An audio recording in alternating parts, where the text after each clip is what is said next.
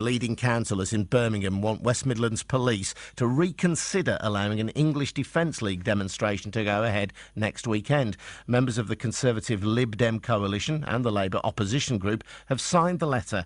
The Unite Against Fascism group have said it will launch a counter-demonstration if the EDL protest goes ahead. The last time the two groups met in the city, in September 2009, fighting erupted. Tommy Robinson is from the English Defence League. He joins me now. Good morning to you, Tommy. Good morning. Why are you coming to Birmingham? Why are we coming to Birmingham? To highlight a lot of local issues. You know, one main thing as well, you know the cameras that were put up in the Alum Rock area? The police felt the need to put them up in order to monitor extremist activity. As we've seen time and time again, we've got the Brummy Taliban, we've got Taliban fighters being found with Aston Villa tattoos. Obviously there's a problem within the local Islamic community there, a lot of them being arrested for extremist activity, for terrorism.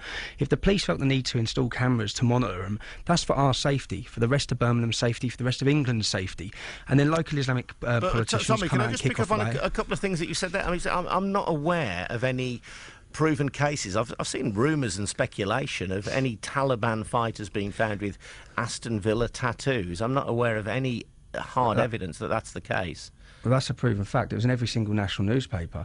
You've also got... was it? I remember The Sun carried a report in which they claimed that British Secret Services claimed to have heard people with, as I remember, West Bromwich accents, but there was no evidence for that. It was just rumour and innuendo, as far as that's what I was going. No, that's what I was going to go on to next. That was rumoured that, well, intelligence said that they've heard Brummy accents across the airwaves, but the Aston Villa tattoo was that was a separate case where they found Aston Villa tattoo. You've got originally the Tipton Taliban, 3 that were arrested fighting for the Taliban. You've got countless three people who were arrested, Tommy, but never convicted of any offence. They were kept in Guantanamo Bay, as were a number of other people, some of whom may have been guilty of offences, some of whom were not. And the Tipton Taliban, as you described them, 3 men from the West Midlands, were not found guilty of any offence.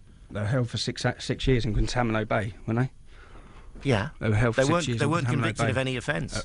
They weren't convicted, but they were held for 6 years in Guantanamo Bay. Are we going to pretend that there's not an extremist element within the Birmingham community? You haven't got His But to Hear running wild across there. You haven't got any extremists. We've seen it time and time again. They're operating within Birmingham's. Every time there's an undercover mosque programme on Green Lane Mosque, there was extremist activity. When we saw the undercover madrasa programme, and what was the reaction from the local Muslim politicians when that madrasa programme showed hatred being promoted against us? They come out and blame the English Defence League and said all you're doing here is fuelling the fans of the English Defence League. We don't make them beat their kids in madrasa schools. We don't make them teach hatred in the madrasa schools.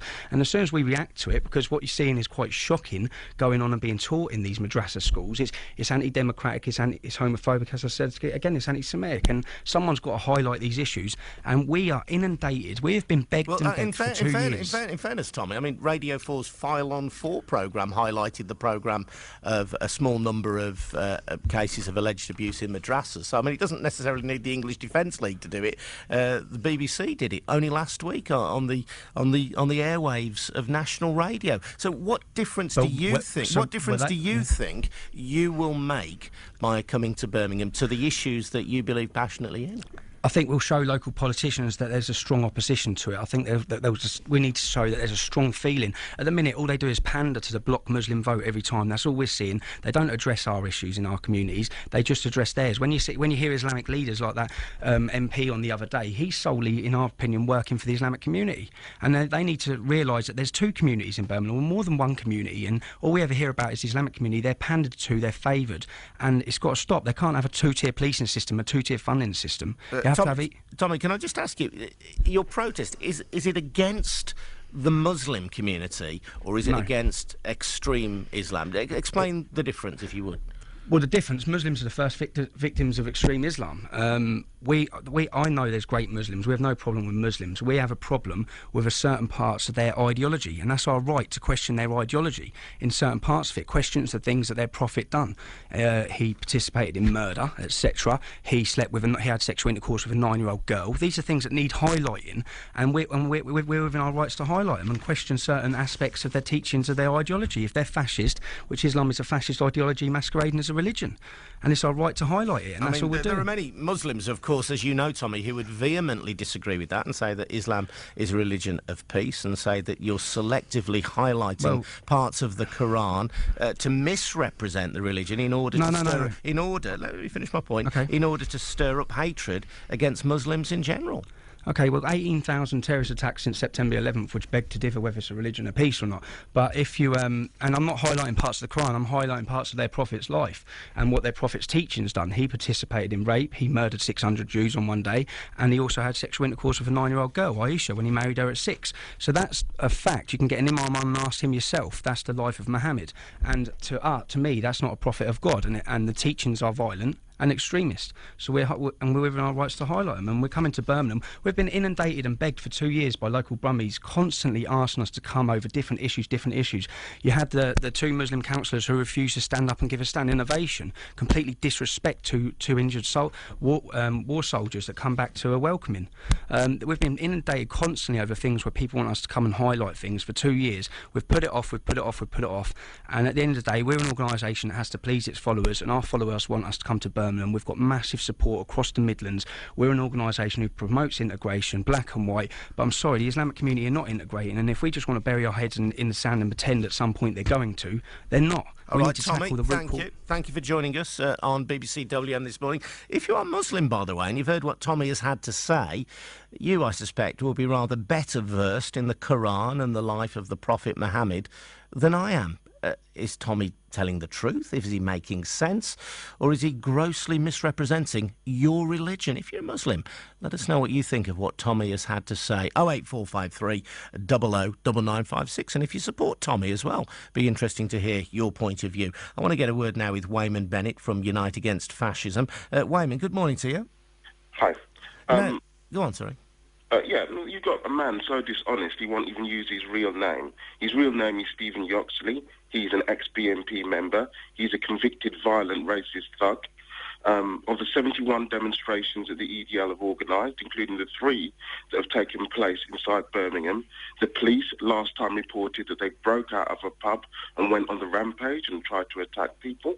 We have a racist violent organisation that had links with Breivik, a arrested terrorist who killed children inside Norway. Well, when you say Wayman, when you say the EDL had links, I mean Breivik may well have communicated with and sent emails to and even had knowledge of the EDL. I think it would be grossly unfair to the EDL to suggest that they in any way had anything to do with the atrocity that Breivik carried out, or that they in any way supported it as an organisation, because they have specifically said that that is not the case and have distanced themselves from it. Clearly, the links that were on his Facebook between himself and other members, including his dossier, showed clear links between people using an ideology of saying that they opposed Islam in order to push racist and, I believe, fascist views. And I believe this is the day of modern... In the 1930s, fascists used anti-Semitism. Today, the modern fascist uses Islamophobia or racism against Muslims. In fact, in Birmingham, all the faith leaders have gathered together to say that we'll all join together to say that we respect each other in Birmingham, and that we don't believe that there should be organised attacks on Muslims or people with... But the EDL aren't physically attacking Muslims or people with colour. They're expressing their disapproval of Islam as a religion and the extremist forms of it. In a free democratic society, don't they have the right to do that? 3 weeks ago, 4 EDL members were convicted for a vicious racist attack in Redbridge Mosque, in which the judge, I quote, said that this was there was no reason for this attack, and therefore sentenced them there for 4 years. They beat up an elderly Islam, burst into a place of worship. But Wayman, that is not the view or the standpoint of the EDL as an organisation. You will know that members of the Unite Against Fascism, your organisation, have also been convicted, and you make it part of your business as an organisation to shadow the EDL. Doesn't your presence at EDL demos create the violence? We don't attack places of worship. We believe in a society in which people can worship wherever which means they like. I believe they're trying to attack people inside Birmingham, part of the citizens of Birmingham who are united in a certain way in order to carry out racist, nefarious activities. And I believe that somebody who can't even use their own name, is an ex-member of the BNP, has a pedigree in terms of pushing an ideology of racism. And I think the whole position is a fig leaf in front of an organisation that has, in its 71 demonstrations, organised attacks on Muslims. In fact, in Dudley, they attacked a Hindu temple. Well, again, Wayman, you're failing to make the distinction between people who were around Dudley at the time of an EDL demo and the EDL itself, which as an organisation distance itself from those attacks. Thank you. That's Wayman Bennett from UAF.